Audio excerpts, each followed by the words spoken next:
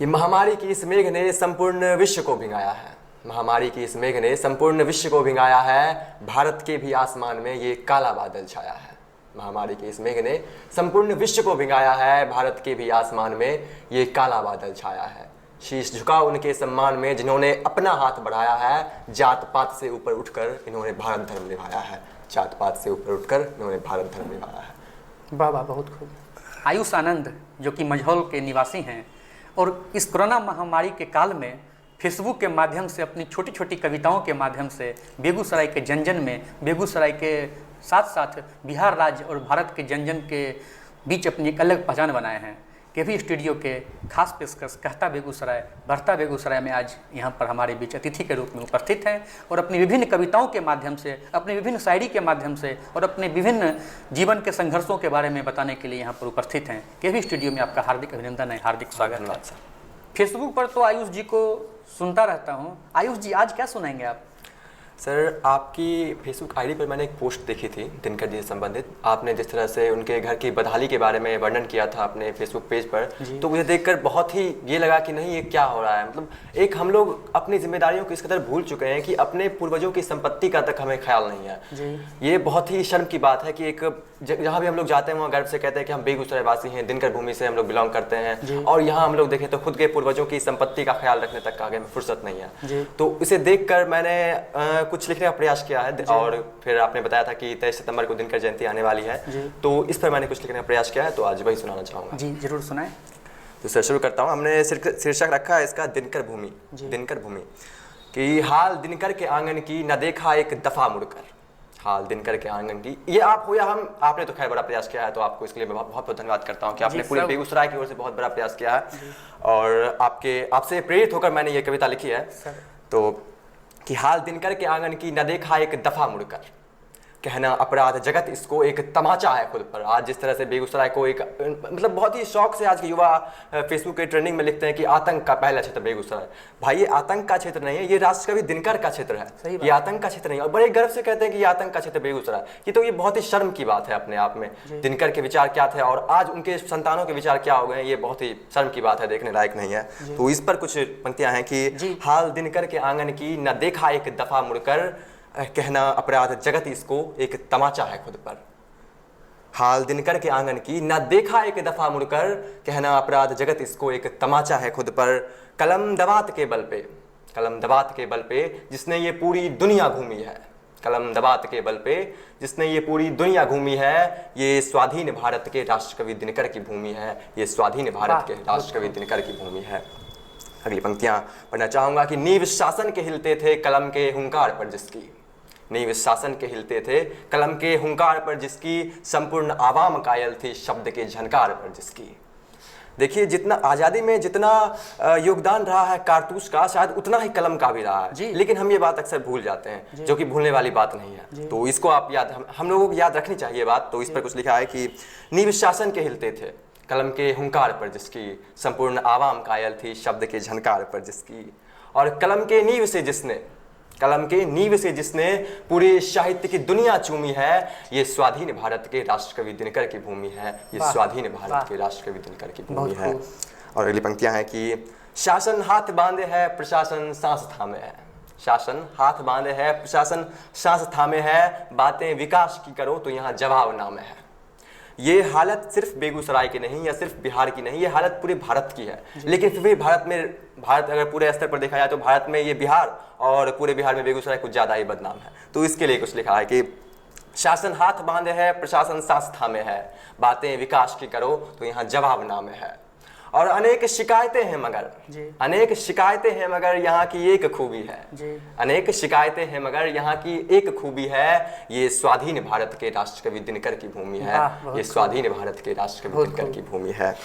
और अगली और आखिरी पंक्तियां पढ़ना चाहूंगा, तो इस पर तवज्जो चाहूंगा आप सभी का कि है धर्म प्रकृति और उद्योग की छटा यहाँ पर शामिल। धार्मिक स्थलों की कमी नहीं है हमारे बेगूसराय की धरती पर, जिसमें से एक माँ जयमंगला शक्तिपीठ जयमंगला घर और एक ये नौलखा मंदिर, तो खैर और भी आदि कई सारे हैं जिनका नाम मुझे भी जो वहाँ पर नहीं है। धर्म प्रकृति हमारे बेगूसराय को इस एशिया के सबसे बड़े मीठे जल की झील का स्थान है यहाँ पर, जो कि कांवर झील के नाम से जाना जाता है। जी। तो मेरा भी गांव बस उसी के नज़दीक है, तो इस पर कुछ ख्याल आया था तो लिखा था मैंने। जी जी। और है धर्म, प्रकृति और उद्योग की तो बात ही नहीं। खैर बिहार का औद्योगिक जिला है बेगूसराय, जहाँ की हम लोग बरौनी एनटीपीसी देख सकते हैं, बरौनी रिफाइनरी देख सकते हैं, और हाल में खाद्य कारखाना का काम फिर से शुरू हुआ है कि उसी पर लिखा है कि है धर्म, प्रकृति और उद्योग की छठा यहाँ पर शामिल। है धर्म, प्रकृति और उद्योग की छठा यहाँ पर शामिल, कल कल बहती गंगा की धारा करती जिसको कामिल। सिमरिया गांव में जिस तरह से गंगा धारा है, तो उस पर है कि है धर्म, प्रकृति और उद्योग की छठा यहाँ पर शामिल, कल कल बहती गंगा की धारा करती जिसको कामिल। नदियाँ मांग ले पनाह, नदियाँ मांग ले पनाह, ये धरती कुछ इस कदर साहित्य में डूबी है। नदियाँ मांग ले पनाह, ये धरती कुछ इस कदर साहित्य में डूबी है, ये स्वाधीन भारत के राष्ट्रकवि दिनकर की भूमि है, ये स्वाधीन भारत के राष्ट्रकवि दिनकर की। वाह, बहुत खूब। कौन कहता है कि बेगूसराय के दिनकर अब नहीं रहे? मैं तो बेगूसराय के गाँव में, बेगूसराय की गलियों में और खास करके युवाओं में दिनकर के हुंकार की, दिनकर के ओज की और दिनकर की उस लेखनी की ताकत आज भी देखता हूँ। दिनकर ने खुद लिखा है कि कलम आज उनकी जय बोल। दिनकर ने खुद लिखा है कि कलम देश की बड़ी शक्ति है, भाव जगाने वाली। कलम देश की बड़ी शक्ति है, भाव जगाने वाली, दिल में नहीं दिमागों में भी आग लगाने वाली। तो आज आवश्यकता है कि हम सभी लोग इन युवा साहित्यकारों को, इन युवा कवियों को और इनके जैसे 12वीं कक्षा में पढ़ने वाले बच्चों को प्रोत्साहित करें और 12वीं कक्षा में पढ़ने वाले बच्चों को भी सुनें। केबी स्टूडियो के कहता बेगूसराय बढ़ता बेगूसराय के इस खास पेशकश में आज हमारे बीच आयुष जी उपस्थित हैं। मैं चाहता हूं कि आप अपनी कहानी, अपनी जुबानी कुछ अपना परिचय के रूप में बताना शुरू करें। सर, जैसा कि मेरा नाम है आयुष आनंद और मेरा गांव मंझौल है, बेगूसराय जिले के मंझौल गांव से मैं ताल्लुक़ रखता हूं जी। और मेरी प्राथमिक शिक्षा की बात करूं तो मैंने अपनी पहली से 8वीं तक की शिक्षा जो है सो सीबीएसई माध्यम से की थी। अपने ही गांव के स्कूल से मैंने की थी, सीबीएसई से पहले से। और फिर 8वीं के बाद जब मैं 9वीं में था, 9वीं में लगभग 4-5 महीने मैंने सीबीएसई से ही की थी। उसके बाद क्या हुआ कि मेरा अचानक से रुझान हिंदी माध्यम की तरफ आया और मैंने वहाँ से नाम हटाकर अपने गाँव के बहुत ही लोकप्रिय स्कूल जमंगला हाई स्कूल में मैंने एडमिशन लिया था वहाँ पर, और वहाँ से मैं 9वीं और 10वीं की पढ़ाई की थी। और 9वीं 10वीं में हालांकि जब मैं इंग्लिश मीडियम छोड़ने वाला था तो होता ना उस टाइम कि नहीं भाई इंग्लिश मीडियम में पढ़ो, ये पढ़ो, वो पढ़ो। तो मैंने कहा ऐसी कोई बात नहीं, आपके अंदर कला होनी चाहिए, आपको जिस काम में मन लगता है आप वो करो। ये नहीं कि आप जबरदस्ती मुझे उसमें पढ़ाओ, नहीं, मेरा मन ही नहीं तो मैं क्या कर सकता हूँ बस ये कहकर। और इस बीच मेरी माँ ने मेरा बहुत साथ दिया, पूरे घर खिलाफ ही थे कि क्या इंग्लिश छोड़ के हिंदी में जा रहा है ये वो, लेकिन मेरी माँ ने मेरा हाथ थामे रखा और मैंने उनका साथ लेकर मैंने हिंदी माध्यम में नाम लिखाया अपने गांव के जमंगला हाई स्कूल में। तो वहाँ से जब मेरे दोस्तों ने जाना कि ये ऐसे ऐसे हिंदी माध्यम से आया है, तो उन्हें आश्चर्य होती थी कि ये जल्दी 1-2 महीने में कैसे ऐसे एडजस्ट कर गया। तो मैं बड़ा ही साधारण सा जवाब देता था कि जिस काम में आपको रुचि हो वो काम आपको कभी मुश्किल नहीं लग सकती। सही बात है। वो उन्हें लगता हो कि कैसे ये कर लिया, जिन्हें आना ही नहीं था कभी इसमें, लेकिन मुझे आना था, मेरी रुचि थी, तो मुझे ये काम कभी मुश्किल नहीं लगा। और बहुत जल्दी मैंने हिंदी माध्यम में अपना ये बना लिया कि मुझे कभी कोई दिक्कत नहीं आई कि मैं कहीं दूसरे से उठ के यहाँ आया हूँ, ऐसा कभी मुझे फील नहीं हुआ। उसके बाद से यहाँ के शिक्षक बहुत ही अच्छे थे, बहुत ही टैलेंटेड टीचर्स वहाँ पे मौजूद थे जिन्होंने पढ़ाया। तो उनको देख के और भी मुझे प्रेरणा लगी कि नहीं, हिंदी सही में एक बहुत ही बड़ी चीज़ है, मातृभाषा है। तो इस पर मैंने काम करना शुरू किया। 10वीं के बाद 10वीं में भी थोड़ा मैं लिखता था, लेकिन उस वक्त ये नहीं था, बस लिख दिया थोड़ा। जैसे जैसे समय बढ़ते गया, फिर मैंने वहाँ से 10वीं जब पास की मैंने, तो कुछ खास अंक नहीं आए थे मेरे, बस मैंने फर्स्ट किया था और कुछ खास अंक नहीं थे मेरे। तो घर में ये दबाव था कि नहीं साइंस लो, बहुत ही मतलब कहे चुने लोग का मानना था कि नहीं साइंस लो, पढ़ने वाले बच्चे साइंस ही लेते हैं। मेरा रुझान हिंदी और आर्ट्स की तरफ था, सोशियोलॉजी की तरफ मेरा रुझान था और हिंदी पढ़ना ही पसंद था, तो मैं चाहता था कि मैं सोशियोलॉजी से आऊँ। लेकिन फिर भी घर वालों ने पूरा मना कर दिया कि नहीं, बच्चा तभी साइंस को छोड़ सकता है जब उसकी पढ़ाई पर से रुचि हट चुकी हो। तो मैंने कहा चलो ठीक है, तो फिर मैंने साइंस ले लिया, मैथ विषय से। मैं गणित से अपनी विज्ञान की भी 12वीं में पढ़ रहा हूँ फिलहाल। और फिलहाल मैंने विद्यायतन से अपनी 11वीं की ये पूरी पढ़ाई की थी और 12वीं में आने के बाद यही सब शुरू हो गया, कोरोना काल चलने लगा। तो फिर तब से मैं घर पे ही हूँ और थोड़ा बहुत ऑनलाइन क्लास कर लिया करता हूँ। और इसी बीच लॉकडाउन मेरे लिए बहुत ही एक डायमंड पीरियड बन के बाहर आया। मैंने इसी बीच लिखना शुरू किया। पहले तो छोटी छोटी शायरियाँ लिखते थे, 2 लाइन 4 लाइन कैसे लिखता गया। फिर अचानक से कुछ लोगों का सुझाव आया कि आओ यूट्यूब पे आओ जी। तो उस टाइम एक टिकटॉक बहुत वायरल था, तो मुझे वो पसंद नहीं था बिल्कुल भी कि भाई 2 लाइन 4 लाइन लेके टिकटॉक, तो मुझे वो अच्छा नहीं लगता। टिकटॉक तो बैन भी, अब तो बैन भी हो गया, तो अच्छा हुआ मैं वहाँ पे नहीं गया। तो शुरू से ही उससे मुझे एक अलग से घृणा रही है कि नहीं ये सब मुझे यूज़ नहीं करना है, तो मैं वो यूज़ नहीं कर रहा था। मैंने सोचा कि नहीं शायरी में क्या जाना, चलो कविता लिखता हूँ, तो सीधा यूट्यूब पे जाऊँगा। फिर मैंने कविता रचना की ओर रुख किया, बहुत सारी कविताएं लिखी। और इसी बीच मैंने सबसे पहली कविता जो लिखी थी जी। वो एक कहानी थी। और देखिए इसका भी बहुत ही अच्छा इंटरेस्टिंग स्टोरी है कि जब मैं उस टाइम फोनिक्स में पढ़ रहा था, मैंने विद्यायतन को छोड़ा था और नया नया 12th में आया था, तो उस टाइम फोनिक्स में पढ़ाई चल रही थी, काली स्थान के पास बेगूसराय में है वो। तो वहीं पढ़ाई कर रहा था, वहाँ फिजिक्स की पढ़ाई हो रही थी और संयोग से जो चैप्टर वहाँ पढ़ाई हो रही थी वो मैं पढ़ चुका था। मैं पीछे बैक बेंच पे बैठा हुआ था, मेरा दिल नहीं लगता, तो वहीं पे बैठे बैठे मेरे दिमाग में मेरे जीवन की सबसे पहली कविता की 4 पंक्तियां मैंने वहीं पे लिखी थी। जी, सुनाई कृपया उसको। तो मैं बैक बेंच पे बैठा हुआ था और सबसे पहले अपनी जीवन की कविता जो है मैंने 4 पंक्तियां वहीं पे लिखी थी। तो उसके बाद से मैंने लिखना शुरू किया और वो जो कविता थी वो दरअसल एक कहानी मेरे दिमाग में चल रही थी, काल्पनिक कहानी। हो सकता है वो कहानी एक सच्ची हो, मुझे नहीं मालूम, लेकिन वो काल्पनिक कहानी मेरे दिमाग में चल रही थी जिसको मैंने शब्दों में पिरो कर एक कविता का रूप दिया। और बगल में बैठे दोस्तों ने देखा तो कहा क्या कर रहे हो, तो मैंने कहा ऐसे ऐसे। नए नए दोस्त थे, पहले दिन ही गया था मैं वहाँ पे, तो उन्होंने कहा क्या कर रहे हो, तो मैंने कहा ये 4-5 लाइन लिखा हूँ। तो उन्होंने देखा तो बहुत पसंद आया, कहा भाई अच्छा लिखो लिखो लिखो, मुझे अच्छा इंस्पिरेशन मिला, चलो भाई कुछ कोई लोग तो मेरे ये तारीफ किया कि मेरे काम का, तो मैंने लिखना शुरू किया। मैंने पूरी कविता 1-2 दिन में खत्म कर ली थी। घर पे आया, मैंने अपनी माँ को सुनाया, अपने घर में सुनाया, तो सबको बहुत पसंद आया, नहीं अच्छा तुम लिखो लिखो। तो वहाँ से मुझे प्रेरणा मिली और मैं वहीं से लिखता चला गया, आगे बढ़ते गया। जब बहुत सारी कविताएं मैंने लिख ली तब मैंने अपना यूट्यूब पर अकाउंट बनाया और फिर वहाँ से मैंने अपनी कविताएं डालनी शुरू की। कोरोना काल बहुतों के लिए वरदान बना और बहुतों के लिए अभिशाप बना। बहुत सारे लोग ऐसे हैं जो कोरोना काल में अपनी जीवन की दिशा का रुख मोड़ करके गलत जगहों पर लेकर के जा रहे हैं, और बहुत सारे युवा और ख़ास करके आयुष से मेरी मुलाकात फेसबुक के माध्यम से, कविताओं के माध्यम से फेसबुक पर ही हुई थी। ये कोरोना काल को एक अच्छे रूप में लिए और आज एक अच्छे मुकाम पर पहुंचने का प्रयास किए हैं। आयुष जी, मैं चाहता हूं कि कोरोना काल के कुछ अनुभवों को आप अपने साथ से साझा करें। सर, जब लॉकडाउन लगा था तो मेरी पढ़ाई बिल्कुल से बाधित हो गई थी। घर में भी सुनना पड़ता था कि क्या करते हो, क्योंकि पहली बात तो मैंने आपको ये छुपाने वाली बात नहीं है कि मुझे विज्ञान विषय में कुछ खास रुचि नहीं थी, लेकिन जब मैं गया तो पढ़ने लगा। हालांकि ऐसा भी नहीं थी कि मतलब मैं जब भी टेस्ट हुए करते तो अच्छा नंबर लाता था, मगर फिर मेरी खास रुचि उसमें नहीं थी। तो घर में सुनने को मिलता था क्या कर रहे हो क्या कर रहे हो, इससे माइंड एक प्रेशराइज हो गया, बाहर निकलने की आदत, अंदर में बैठे रहो, ऊपर से ताना सुनो, तो ये सब लेके थोड़ा सा ये लगता था। लेकिन मैं सोचता था कि मेरे ऐसे बहुत सारे लोग हैं जिनके साथ ये बीत रहा है, और इसी बीच बहुत ऐसे सारे न्यूज़ भी आए, गलत कदम उठा लिया। तो फिर मैंने इस पर कुछ लिखा जो कि आपके स्टूडियो के माध्यम से, केवी स्टूडियो के माध्यम से आप सभी के सामने रखना चाहूँगा। जी जरूर सुनाएं। कि शीर्षक है कहाँ तक लाजमी है। जी। कि हालातों से हार कर अपने इस दुनिया को छोड़ जाना कहाँ तक लाजमी है। हालातों से तंग आकर अपने इस दुनिया को छोड़ जाना कहाँ तक लाजमी है, और चोट परायों से खाकर रिश्ता अपनों से तोड़ जाना कहाँ तक लाजमी है। चोट परायों से खाकर रिश्ता अपनों से तोड़ जाना कहाँ तक लाजमी है। और यूं सड़क तो और भी जाते हैं तुम्हारे मंजिलों की तरफ, हमें सफलता पानी है, उस मंजिल तक पहुंचनी है। तो ऐसे नहीं कि एक दरवाजे हैं, बहुत से दरवाजे हैं, एक में असफलता हाथ लगी तो हम दूसरा ट्राई कर सकते हैं, लेकिन लोग अक्सर ऐसा नहीं करते और वापस हो जाते हैं, और वापस होकर भी बहुत गलत कदम, सिर्फ वापस नहीं लौटते, वो बस कुछ अलग ही सोच लेते हैं। तो इस पर लिखा है कि और चोट परायों से खाकर रिश्ता अपनों से तोड़ जाना कहाँ तक लाजमी है। यूं सड़क तो कई और भी जाते हैं तुम्हारे मंजिलों की तरफ, मगर रास्ता अपना मौत की तरफ मोड़ जाना कहाँ तक लाजमी है। मगर रास्ता अपना मौत की तरफ मोड़ जाना कहाँ तक लाजमी। और माना कि गम के बादलों में भीग चुके हैं लोग, माना कि गम के बादलों में भीग चुके हैं लोग, मगर जीवन से अपने खुशियों को निचोड़ देना कहाँ तक लाजमी है। हम आप बैठे हुए हैं, हमारे पास परेशानियां हैं, लेकिन बैठ के बात कर रहे हैं, सभी के साथ हैं, लेकिन ऐसा नहीं सोचे कि सबसे ज़्यादा दुखी मैं ही हूँ।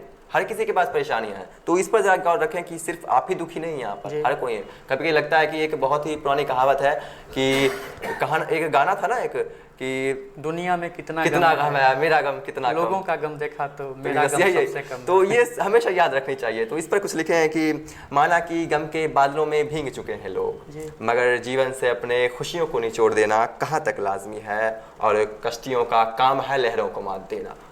इंसान आप अगर जन्म लिए हैं तो आपको निश्चित तौर पर कठिनाइयों का सामना करना ही पड़ेगा, तो मगर जीवन से अपने खुशियों को निचोड़ देना कहाँ तक लाजमी है, और कश्तियों का काम है लहरों को मात देना। कश्तियों का काम है लहरों को मात देना, मगर डर कर तूफानों से पतवार छोड़ देना कहाँ तक लाजमी है। मगर डर कर तूफानों से पतवार छोड़ देना कहाँ तक लाजमी है। और कठिनाइयों के दलदल में फंसकर खुद को कठिनाइयों के दलदल में फंसकर खुद को परेशानियों में घेर लेना कहाँ तक लाजमी है।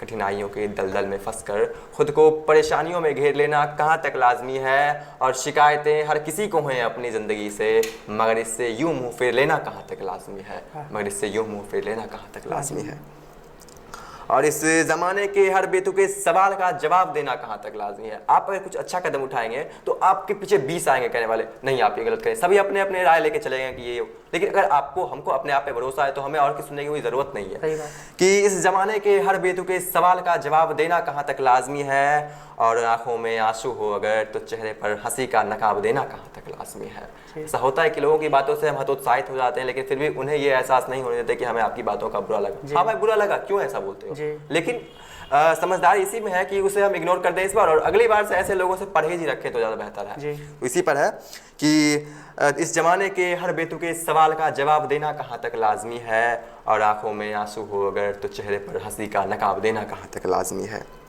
और जीवन पेड़ है अगर, अगली और आखिरी पंक्तियां हैं कि जीवन पेड़ है अगर तो जड़ आत्मविश्वास है इसका, जीवन पेड़ है अगर तो जड़ आत्मविश्वास है इसका, जड़ को जितनी मजबूत रखेंगे वो पेड़ उतनी ही प्रगति करेगी, अर्थात आत्मविश्वास जितना मजबूत रहेगा हम अपने जीवन में उतने ही बड़े मुकाम को हासिल कर पाएंगे। कि जीवन पेड़ है अगर तो जड़ आत्मविश्वास है इसका, मगर जड़ों को छोड़कर गम की टहनियों में झूल जाना कहाँ तक लाजमी है, मगर जड़ों को छोड़कर गम की टहनियों में झूल जाना कहाँ तक लाजमी है। और परोपकार सही है अपनी जगह, मगर अपना अधिकार भूल जाना कहाँ तक लाजमी है, मगर अपना अधिकार भूल जाना कहाँ तक लाजमी है। हमारी खुशी हमारा सबसे बड़ा अधिकार है, तो इसे किसी भी हाल में नहीं छोड़ना चाहिए, चाहे लोगों को बुरा लगे अच्छा लगे, मुझे उससे फर्क नहीं पड़ता, हमें उससे फर्क पड़ना भी नहीं चाहिए, नहीं तो आप दूसरों को खुश करने के चक्कर में रह जाएंगे और अपनी खुशी बर्बाद। तो इसलिए कि परोपकार सही है अपनी जगह, मगर अपना अधिकार भूल जाना कहाँ तक लाजमी है। तो अधिकार कहने का अर्थात है कि अपनी खुशी आपको लग रहा है कि आप सही हो अपनी जगह, तो आप वो काम करते जाइए, लोग क्या कहते हैं इसकी परवाह करने की ज़रूरत नहीं है। तो वाह, बहुत खूब। आप भी 12वीं की पढ़ाई कर रहे हैं और कविताएं तो बहुत अच्छी लिख रहे हैं, आप एक अच्छा कवि बने ऐसी हम लोगों की कामना है। आपके जीवन का क्या लक्ष्य है और 12वीं के बाद आप क्या करना चाहते हैं? सर सबसे पहला लक्ष्य तो है कि अपनी आत्मसंतुष्टि मिल सके, जहाँ भी पहुँचूँ। पहली बात तो सही सत्यता की कदम पर चलूँ और आत्मसंतुष्टि हो, जिस काम में मुझे आत्मसंतुष्टि मिलेगी मैं हर हाल में वही काम करूँगा। और बात रही लक्ष्य की, तो अपना तो बस वही है कि बस अपनी आत्मसंतुष्टि चाहिए और खुशी चाहिए अपनी, और सही कदम हो, बस इतना चाहिए। और घर वालों का कहना है कि भाई किसी भी हाल में एक सरकारी नौकरी ले लो, कोई भी। पापा मतलब जब भी उनके साथ बैठेंगे तो एक बार वो जिक्र जरूर करेंगे सरकारी नौकरी ले लो। पापा आपके क्या करते हैं? जी वो एक LIC एजेंट हैं, तो इस तरह से उन्होंने घर की ये स्थिति देखी तो उनको लगता है कि नहीं बेटा अगर कभी, और मेरे घर में कोई मुझे लगता है कि सरकारी नौकरी में नहीं है, तो इस तरह से उनको ये उम्मीद है कि अगर मेरा बेटा कोई भी सरकारी नौकरी कर लेगा तो एक अलग छवि बन जाएगी। हर एक मध्यम वर्गीय परिवार के घर यही स्थिति है। सही बात है। तो यही स्थिति है। तो मेरे घर में कुछ ऐसा ही है कि नहीं सरकारी नौकरी कर लो बेटा, क्लर्क हो या कलेक्टर हो कुछ भी हो, लेकिन पहले सरकारी नौकरी बस होनी चाहिए। तो मेरा ये मानना नहीं है। जिस तरह से सरकारी नौकरियां घट रही हैं, अभी जो मुद्दा फैला हुआ है #speak for SSC railway student, सही बात है, जो बचे हैं वो भी निजी हाथों में जा रहे हैं। इस तरह में कैसे हम लोग सरकारी नौकरी, हर बच्चा तो सिविल सर्विसेज निकाल नहीं सकता ना। बहुत जो रेलवे और बाकी सब SSC एग्जाम्स पे के बलबूते अपनी तैयारी कर रहे हैं, इसके माध्यम से भी तैयारी कर रहे हैं कि नहीं मुझे यहाँ पर SSC में जॉब लेनी है, बैंकिंग करनी है, रेलवेज करनी है, तो उनके साथ क्या होने वाला है? सरकारी नौकरी वैसे भी 5 साल में सुनता हूँ कि 50% खत्म होने वाली है। आजकल तो स्थिति ये है कि एक बुलावे तेरे आवे, निज निज दुखड़ा रोज सुनावे। बिल्कुल सर, बिल्कुल। आबादी बढ़ रही है और संसाधन घटते जा रहे हैं, नौकरियां घट रही हैं। तो इसके लिए सर अभी जो सरकार की हालत है, मौजूदा स्थिति पर मैंने कुछ पंक्तियां लिखी हैं, तो वो आपको सुना चाहूँगा, आपने पूछा है तो। जरूर जरूर। कि महामारी, बाढ़ और बेरोजगारी ने मिलकर महामारी, बाढ़ और बेरोजगारी ने मिलकर हिंदुस्तान में मचाया जो बवाल है। महामारी, बाढ़ और बेरोजगारी ने मिलकर हिंदुस्तान में मचाया जो बवाल है। पक्ष विपक्ष ने तो रख ली अपनी अपनी बातें, मगर आज हिंदुस्तान के युवा का सवाल है, मगर आज हिंदुस्तान के युवा का सवाल है। सवाल पूछना चाहूँगा सरकार से कि कहूँगा जो भी आज, वो ना ही कोई संदेश और ना ही दलाल मीडिया का समाचार है। दलाल मीडिया मैं क्यों कह रहा हूँ, मुझे कहने में कोई शर्म नहीं है, हरकतें ही ऐसी हैं कि कहूँगा जो भी आज, वो ना ही कोई संदेश और ना ही दलाल मीडिया का समाचार है। लात रखकर जिसके कलेजे पर शासन किया तुमने, ये उसी हिंदुस्तानी युवा का विचार है, ये उसी हिंदुस्तानी युवा का विचार है। विचार क्या है वो सामने रखना चाहूँगा। अपने फायदे के दरिया में कूदकर, मैं सरकार को कह रहा हूँ कि अपने फायदे के दरिया में कूदकर इन्होंने विकास को किया दरकिनार है। अपने फायदे के दरिया में कूदकर, अपने फायदे के दरिया में कूदकर इन्होंने विकास को किया दरकिनार है। और कहते हो सरकारी योजना जिसको, वो महज एक सरकारी व्यापार है, वो महज एक सरकारी व्यापार है। मुझे नहीं लगता कि ज़्यादा से ज़्यादा आबादी जिन्हें ज़रूरत है वो उधर ही रह जाते हैं। शासन, जो भी शासक हैं, जो भी नेता हैं, उन्होंने जो योजनाएं बनाई उनको मूर्त रूप देने का दायित्व तो है हमारे प्रशासन का, लेकिन अगर वो ठीक तरह से निर्वहन नहीं करते तो फिर क्या उस योजनाओं का। और वो इस तरह, इसलिए मैंने कहा कि वो एक बस व्यापार बन के रह गए, सभी अपने अपने फायदे में जुड़े हैं। मेरा इसमें कितना फायदा, मेरा जनता जिसके लिए वो गया, अपने बीच के जो माध्यम है सरकार से जनता के बीच तक, वो अपना फायदा ढूंढ रहे हैं इसमें। इसलिए मैंने ये कहा कि अपने फायदे के दरिया में कूद कर इन्होंने विकास को किया दरकिनार है, और कहते हो सरकारी योजना जिसको, वो महज एक सरकारी व्यापार है। और हत्या, लूट, डकैती, बलात्कार सब मिल जाएंगे यहाँ, दिनों दिन सब कुछ ठीक है, लेकिन ये बहुत खराब कि हत्या, लूट, डकैती, बलात्कार सब मिल जाएंगे यहाँ। कमी किसी चीज की है तो बस वो नौकरी और रोजगार है, कमी किसी चीज की है तो बस वो नौकरी और रोजगार है। सही, कुछ संदेश दें सर। हालांकि मैं एक युवा हूँ, तो युवा को हमेशा एकदम जोश से भरा होना चाहिए, तो युवाओं को हमेशा जोश से भरा होना चाहिए। मैं भरा हूँ और लोगों को भी भरना चाहता हूँ, तो इसके लिए 4 पंक्तियाँ लिखी हैं जो कहना चाहूँगा कि हिस्सा जो भीड़ का है, हिस्सा जो भीड़ का है, उनकी अलग पहचान कब हुई है। हिस्सा जो भीड़ का है, और अलग पहचान बनाने में समय लगता है, इसलिए धीरज रखें। जो भी ऐसा अपना पहचान अलग बनाने की कोशिश कर रहे हैं वो लगे रहिए, जरूर होगा, एक ना एक दिन जरूर होगा, बस आप लगे रहिए। कि हिस्सा जो भीड़ का है, उनकी कोई अलग पहचान कब हुई है, राह मंजिलों की आसान कब हुई है। चल सकता है अगर तो तू भी चल करके देख, चल सकता है अगर तो तू भी चल करके देख, वरना सफर में चलने वालों की कतारें वीरान कब हुई है, सफर में चलने वालों की कतारें वीरान कब हुई है। वाह, बहुत खूब। केवी स्टूडियो में आप आए और आपने अपनी कविताओं के माध्यम से, अपनी शेर और शायरी के माध्यम से बेगूसराय के दर्शकों को, और ख़ास करके केवी स्टूडियो के कहता बेगूसराय बढ़ता बेगूसराय के खास पेशकश में अपनी प्रस्तुति दी। इसके लिए आपका बहुत बहुत धन्यवाद, आपका आभार। बहुत धन्यवाद। कहता बेगूसराय बढ़ता बेगूसराय कार्यक्रम देखने के लिए सब्सक्राइब करें अपना YouTube channel stars of Begusarai. Begusarai के प्रतिभाशाली, लोकप्रिय, समाज सेवी, खेल प्रेमी, कला तथा प्रत्येक क्षेत्र के सफल व्यक्ति का साक्षात्कार देखने के लिए आप जुड़े रहें हमारे फेसबुक पेज कहता बेगूसराय बढ़ता बेगूसराय पर। बहुत बहुत धन्यवाद।